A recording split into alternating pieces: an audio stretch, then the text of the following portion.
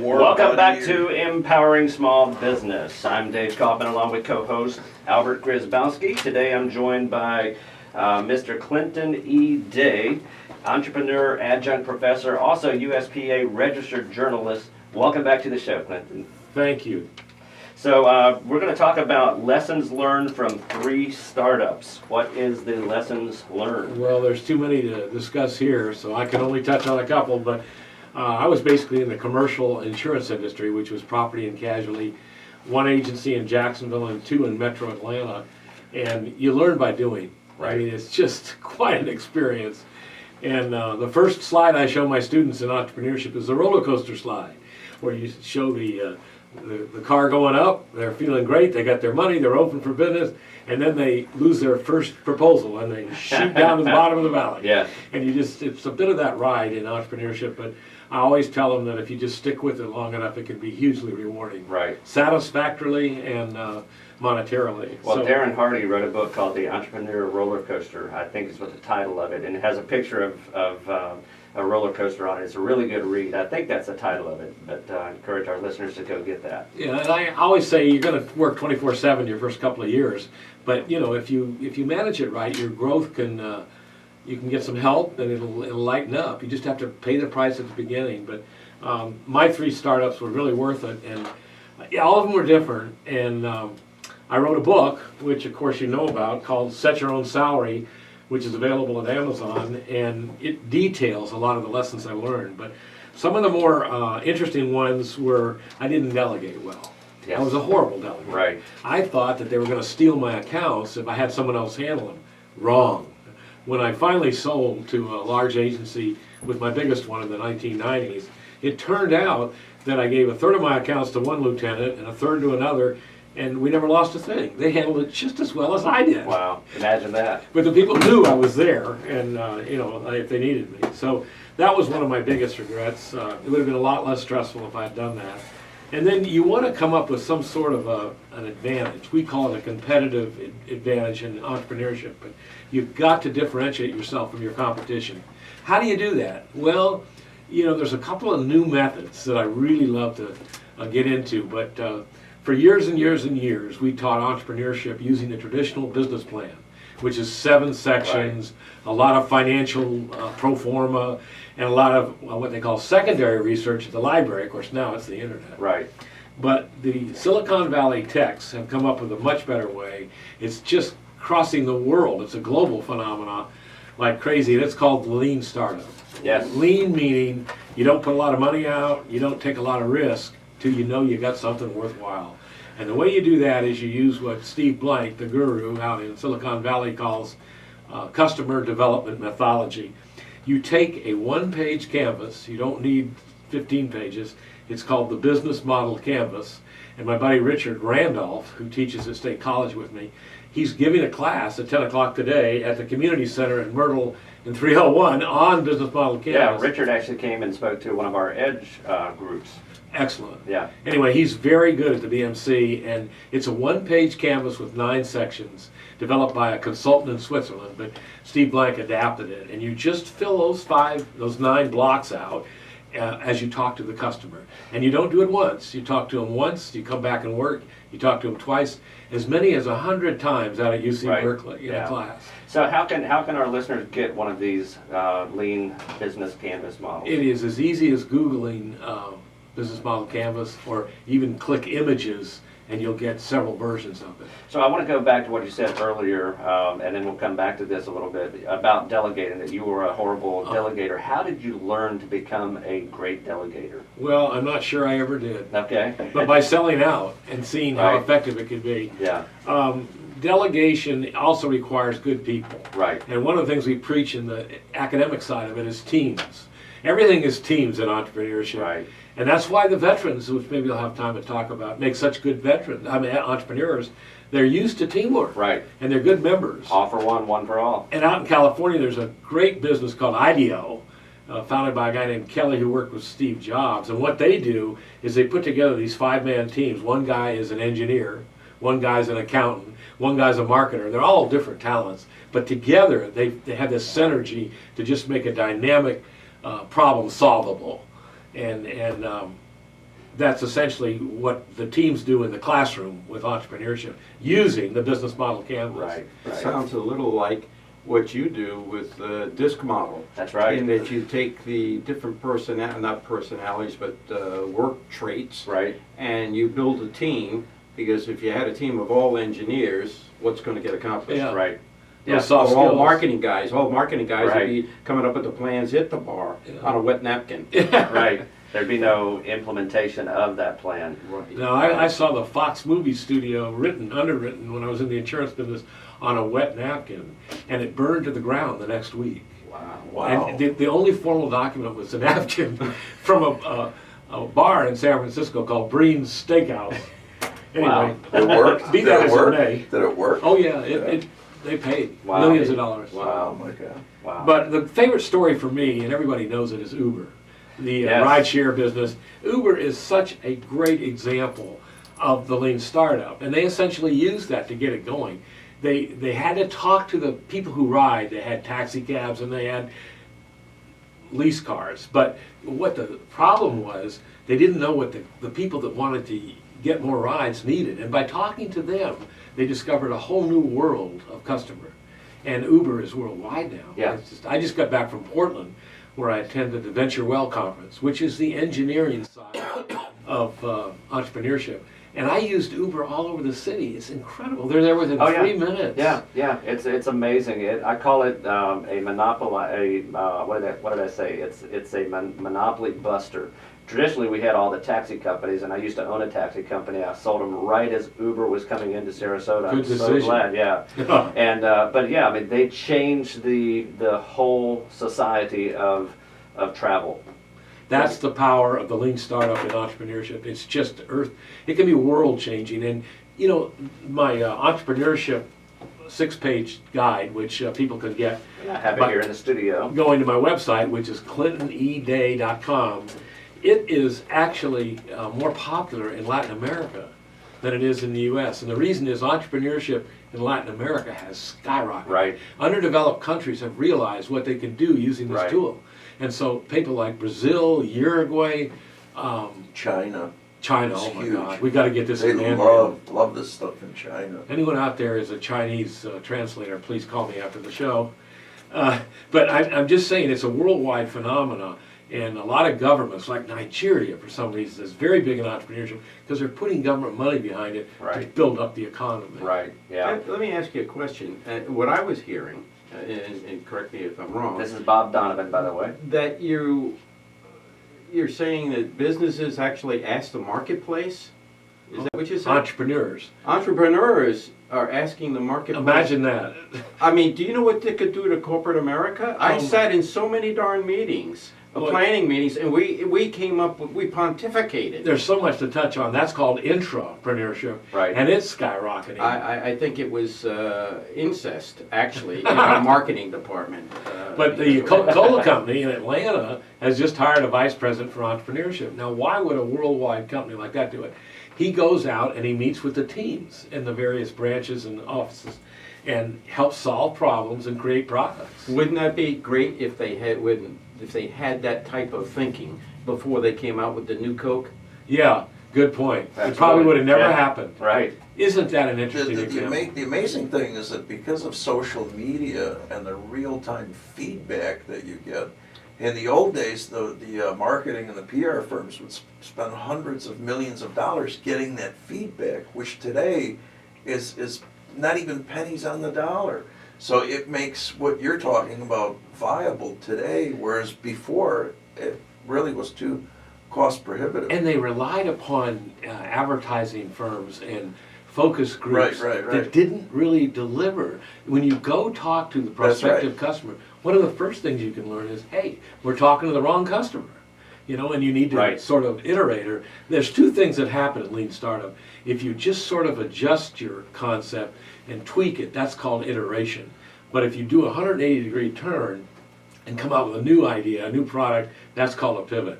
And you see both. And you can actually reach the point where you decide it's not a good idea and fold your tent before you lose a fortune. So I'm looking at the lean model canvas right here. You have it in your fold out. There's 9 segments, correct? Correct. First one is customer segments, and it asks the question, for whom are we creating value? That's question number one. Who are our most important customers? Number three, what are the customers, what is that word? It's so small I can't read it. Needs, wants. Wants. Do you want my glasses, I Dave? do need, yeah. It's a very, it's just, Well, it's you just just a hit picture upon of it. the key to the lean model, the business model canvas and lean startup is the relationship between two of those 9. This value proposition is number 1. You do that first.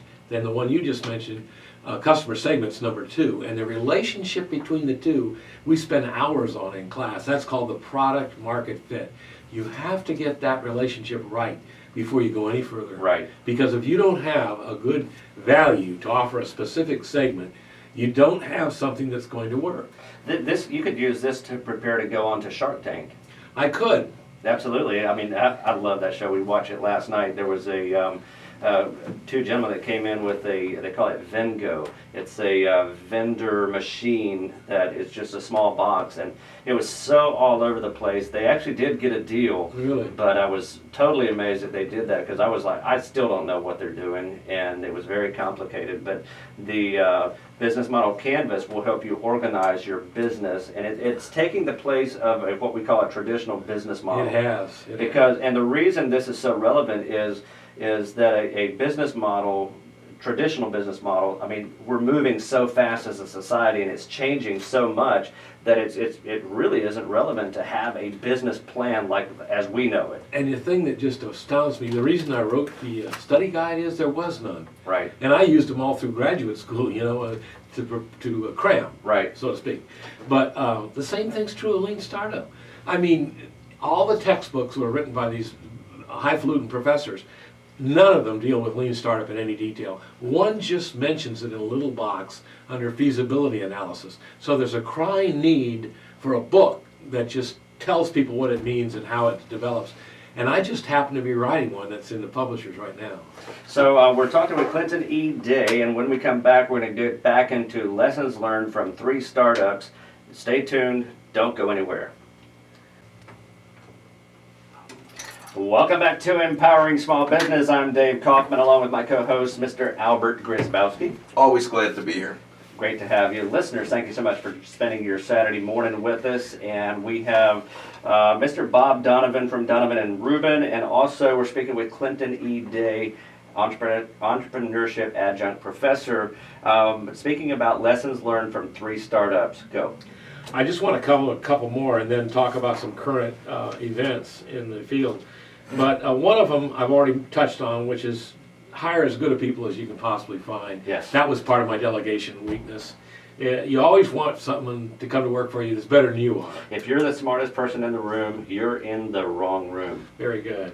But I learned that the hard way, and people make a big difference in a small business. And then time management. I have to cover that in my classes. Well, with the there's students. nothing like time management. I use the PGA system, which came from one of my employers one time, called the Plan, Goals, Activities. Yes. You need an annual plan, you need quarterly goals, and you need weekly activities. And as long as you keep your eye on the ball, the major priorities of your day, you'll be successful. If you don't work by priorities, you won't be successful. That's right. And I used to start with the most fun thing on my list every day, and I was just sort of floundering. And one day I went in and I said, look, I'm going to stick with number 1 till I finish it. Maybe I have to go on to 2 because I couldn't finish 1, but I was just doggedly determined. And as a result, I started to just take off. This was in the early days in Jacksonville. And also, you need to have some form of systems. And everybody knows there's a wonderful book out there called E-Myth Revisited by Yes. Michael Gerber. Michael E. Gerber. And he made his, he created his knowledge empire by essentially saying, make a McDonald's out of your business. Put in systems that anybody can be plugged into, because it's the way to grow and not have a disaster. The systems will set you free. Systems will set you Who free. says that? You do, Dave. Oh, okay. Thank you. Finally, the Pareto principle, which is the 80-20 rule. Yes. Most people know that, but Right. you've got to practice it. That's right. 20% of your income will come from 80% of your customers. So take a look every month and find out who those 20% are and put the right time into them, because they're your value customers. You don't have to. No, you mean 80% of your income will come from 20%. I did. of business. I hope I said that. No, it was the other way around, but that's all right. They call me Professor Backward. Now, what's going on locally? Today's paper, if you're in Sarasota, look on the front page and you'll see an announcement of $1 million seed money to the University of Florida in the Innovation Station. Oh, wow. This is going to bring the University of Florida Engineering School, which is one of the best in the country, into Sarasota. And they're going to try and bring innovation and entrepreneurship here through that facility. One of the best instructors in the nation is at Gainesville, a guy named Michael Morris. And he came from Oklahoma State, where he built up one of the most programs in the country. But that access will have incredible potential for Sarasota. We already have 2 incubators. We have the Hub private Right. incubator on Fruitville. Right. We have Station 2, a Sarah- public yeah. incubator. Sarahan. up in Sarah Bradenton. Hand and Stan Schultz. Just imagine if they gave as much money as they spend on the roundabouts. Exactly. I love the roundabout. I actually do like the roundabout. Well, blessed are they that go around in circles, for they shall be called the big wheels.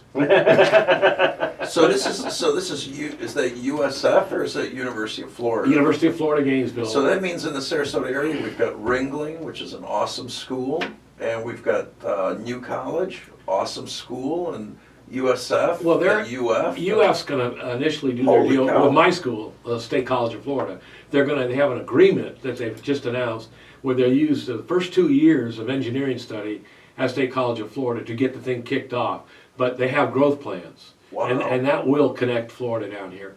That's fantastic. Another thing that's going on is the veterans are being trained for free by your Florida legislature. We love our veterans. Super. They gave $1 million to the training of at least as many as 400 veterans and active military in the state of Florida, but they did it under a quick time frame, put a little bit of a gun to our head. We had to have it underway by the middle of March, which it is, and then completed by the summer, which it will be. And the first 7 weeks are online through 5 universities around the state geographically, and the month after the 7 weeks online is face-to-face. We're going to actually put them in teams like we just talked about and develop their ideas into actual businesses. And some of them are already in business. They just need to have a little help making it more dynamic. So it's a very wonderful program that your tax dollars are really helping. And the 5 universities are already seated, so it's too late to get in. But next year we hope to repeat it. Our West Florida, University of North Florida, in the central part of the state, Hillsborough Community College, Florida Gulf Coast down at Fort Myers, and Florida Florida Atlantic down in Miami. Okay. But it's using Lean Startup. We originally had the SBDC using old traditional business planning, which one of our leaders was able to talk them out of. And we got them using Lean Startup, which is extremely powerful because of the customer contact and finding something that they really want. So those are a couple things that are going on right now that are exciting. Now you're going to be speaking at the YES Group, the Young Entrepreneurs of Sarasota, this Tuesday, I correct? am. And I regret that I'm not going to be there. I'm going to be in Missouri at the at a consulting gig, but my friend Clayton is going to be facilitating that meeting. I normally do. You're going to be talking about these lessons you've learned from I will, probably more detail. I'm going to have some slides and products for sale. I'm going to let people buy the chart at cost. How Absolutely. much is the chart? It's $6.95 on the internet, but Do, it's I'm going to sell it for like $3.50. And you also have a book. Let's Yeah. plug your book a little bit. Both And my- by the way, real quick, Clayton is an MBA, and he is Clinton is an MBA, and he's also an adjunct professor, and he's a USPA registered journalist. Yeah, I just covered the We've got a venture. lot of stuff going there. That's why this thing with the University of Florida is so big. The engineering side of entrepreneurship, it has funding, is real big. I mean, they get a lot done. I just came back from Portland where I went to the engineering entrepreneurship conference called Venture Well. My book is called Set Your Own Salary, and both it and the chart are buyable and readable about on my internet website, which is clintoneday.com. And how can our listeners get a hold of you? Telephone number? On there too. I've got a contact page, Okay. or email me at clint.day@comcast.net. But you can contact me through the website. Do it all there. Awesome. Clinton and Bob Donovan, thank you so much for joining us today. And to the listeners, thank you for tuning in. I That's want to good. thank my sponsors for making this show possible. And please join us right here next Saturday on the Empowering Small Business Show. I'm Dave Kauffman and Albert Grzybowski. We're having a great time here. And we're saying that you can have everything in life you want if you just help enough other people get what they want in life. Cheers.